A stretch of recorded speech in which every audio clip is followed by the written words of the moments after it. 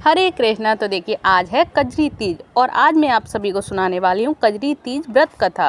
क्योंकि अगर हम कजरी तीज का व्रत रहते हैं तो उनकी कथा भी होती है जिसको हमें सुनना ज़रूरी होता है, इसी से ये व्रत पूर्ण होता है। तो आज सभी को मैं सुनाऊंगी शिव पार्वती के लिए जो व्रत रखते हैं अखंड सौभाग्य की प्राप्ति के लिए, उनको ये व्रत कथा सुननी ज़रूरी होती है, कजरी तीज व्रत कथा। तो प्लीज़ ध्यान से मन लगाकर सुने जिससे भोले शंकर और शिव पार्वती आपकी मनोकामना पूर्ण करें।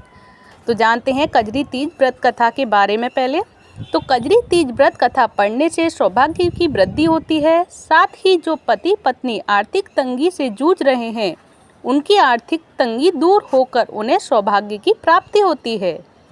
साथ ही शिव पार्वती के आशीर्वाद से पति पत्नी की रिश्तों में मजबूती आती है। और कजरी तीज के बारे में और भी खास बातें बताती हूँ मैं, उससे पहले वीडियो को लाइक करें, चैनल को सब्सक्राइब करें। तो देखिए कजरी तीज 21 अगस्त गुरुवार को मनाई जाएगी और ये इसकी शुरुआत हो रही है 21 तारीख से और पूर्ण होगी ये 22 तारीख से। तो उदया तिथि के अनुसार कजरी तीज मनाई जाएगी 22 अगस्त।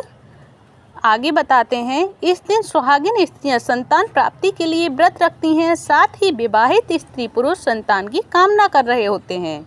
उन्हें कजरी तीज पर विधि विधान के साथ भगवान शिव और माता पार्वती की पूजा करनी चाहिए और कजरी तीज व्रत का कथा का पाठन यानी पाठ करना चाहिए। तो आइए जानते हैं कजरी तीज व्रत की पौराणिक कथा कौन सी है। तो चलिए चलते हैं कजरी तीज व्रत कथा। तो कजरी तीज व्रत कथा के अनुसार एक गरीब ब्राह्मण की पत्नी ने व्रत रखा था। ब्राह्मण की पत्नी ने कहा कि आज मेरा तीज माता का व्रत है, इसलिए मुझे चने का सत्तू चाहिए। आप कहीं से भी जाकर मेरे लिए चने का सत्तू का प्रबंध करो। ब्राह्मण के पास सत्तू खरीदने के पैसे नहीं थे। ऐसे में सत्तू का प्रबंध करने के लिए रात को ब्राह्मण घर से निकला और साहूकार की दुकान में घुस गया। उसने वहां से चने की दाल, घी और शक्कर लेकर 1.25 किलो सत्तू बना लिया। जैसे ही वह जाने लगा, दुकान की नौकर जाग गए और चोर चोर चिल्लाने लगे। साहूकार भी आ गया और उसने ब्राह्मण को पकड़ लिया। ब्राह्मण ने उसे सफाई दी कि मैं चोर नहीं हूँ, मैं एक गरीब ब्राह्मण हूँ और आज मेरी पत्नी का तीज माता का व्रत है, इसलिए मैं अपनी पत्नी के लिए सिर्फ यह 1.25 किलो का सत्तू बनाकर ले जा रहा हूँ। लेकिन साहूकार ने उसकी एक नहीं सुनी और साहूकार ने उसकी तलाशी ली, लेकिन उसके पास सत्तू के अलावा कुछ भी नहीं मिला। इधर चांद निकल आया था और ब्राह्मणी बेसब्री से इंतजार कर रही थी। ब्राह्मण की बात सुनकर साहूकार को दया आ गई। उसने कहा, आज से तुम्हारी पत्नी को मैं अपनी धर्म बहन मानूंगा। साहूकार ने ब्राह्मण को सत्तू के साथ साथ गहने, रुपए, मेहंदी और बहुत सारा धन दिया। फिर सभी ने मिलकर कजली माता की पूजा की। कहते हैं जिस तरह उस ब्राह्मण के दिन फिरे उसी तरह कजली माता की कृपा से सभी के अच्छे दिन आएंगे और सभी सौभाग्यशाली बनेंगे।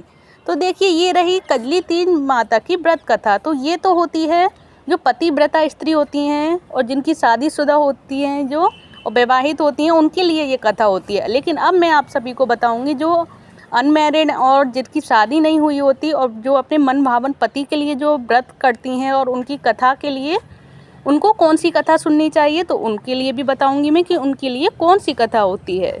तो चलिए जानते हैं इसके बारे में भी कि जो अविवाहित होती हैं उनके लिए कौन सी कथा होती है। तो कजरी तीज व्रत के दौरान जो हमें कथा का पाठ करना चाहिए और जिसके लिए हमें मनचाहा जीवन साथी मिलेगा उसके बारे में जानते हैं।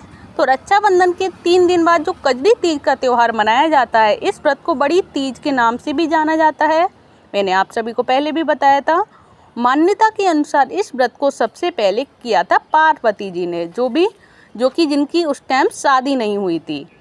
कजरी तीज व्रत को कुंवारियाँ लड़कियाँ और सुहागिन महिलाएं रहती हैं और मैंने उनके बारे में भी आप सभी को बताया था कि सुहागिन महिलाओं की कथा कौन सी होती है, जो मैं अभी सुना के चुकी हूँ।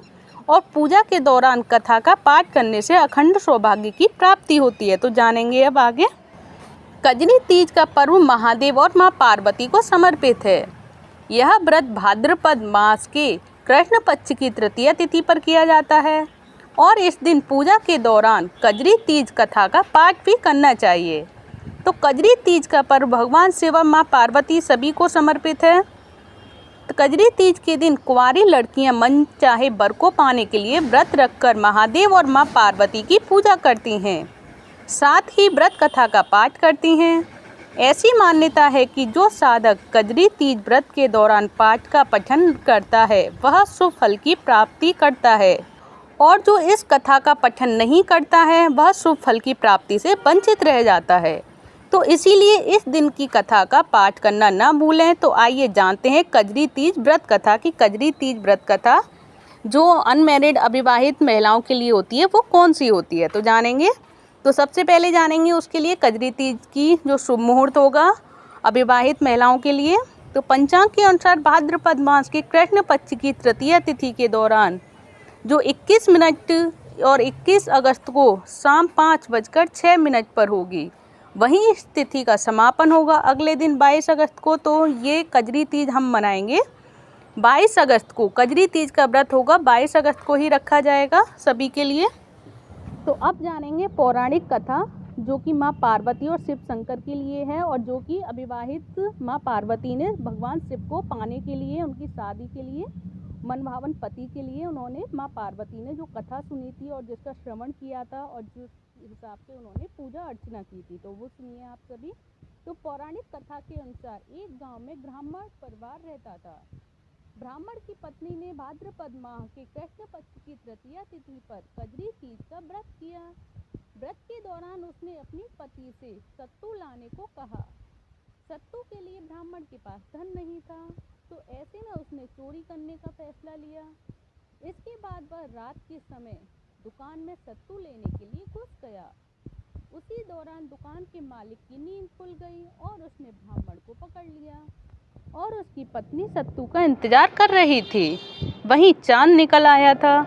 जब दुकान के मालिक ने उसकी तलाशी ली तो उसके पास से सत्तू मिला।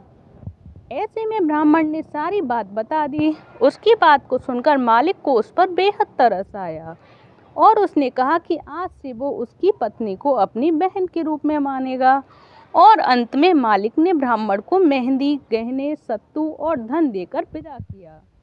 इसके पश्चात सभी ने कजली माता की विधि पूर्वक पूजन की और उनका अर्चना की और उनसे आशीर्वाद प्राप्त करने के पश्चात शिव पार्वती की आरती की और उनकी स्तुति करने के पश्चात उनकी आरती उतारी और आरती करने के बाद उनसे शिव पार्वती माता से आशीर्वाद प्राप्त करें। और मनभावन आशीर्वाद आपको सभी देवी देवता जो भी होते हैं, अगर उनसे हम मन से और स्तुति करके कुछ भी मांगे तो भगवान हमारी हर मनोकामना पूर्ण करते हैं। तो मैं आप सभी से भी कहूँगी भगवान आप सभी की भी सभी मनोकामनाएं पूर्ण करें।